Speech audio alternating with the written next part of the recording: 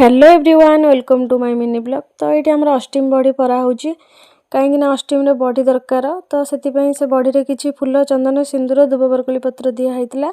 तो ये बड़ी परा सरला मुझे सकाल सकाल उठी पड़ी उठी सारे टे पलि जाइली गाधेवाई। तो गाधे सारिक मुझे रेडी होगी पलि आसती कहीं आज मुझे बहुत एक्साइटेड थी जेहेतु मोर यहाँ फास्ट एंड लास्ट प्रथम अष्टमी।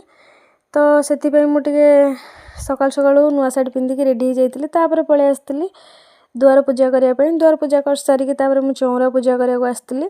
तो ये चौरा पूजा कर सारापर मुझे पिठा तैयारी हम बोली। तो सेठी पिठा माँ बनाऊे तो मुझे देखुली कौन केमती होउची।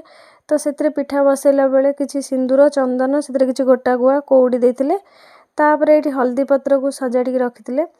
तो हल्दी पत्र किसी पूर देकी तो पिठा को मोड़ी रखुले हांडी भितर एमती किसी कपड़ा गुड़ा है पिठा होता।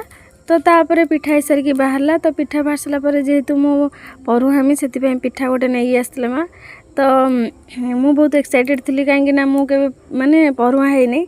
तो यहाँ मोर फास्ट एंड लास्ट परुहा। तो से मुझे मत भल लगुला खुशी लगुला। तो से एमती जमी परुहा हूँ तो मत परुहा करदे। मोर परुहा सरिया वर्षा भी कहला माने मत भी मु परुहा हेमी सी तार जमी कहला ताकू भी माँ टे परुहा करदे।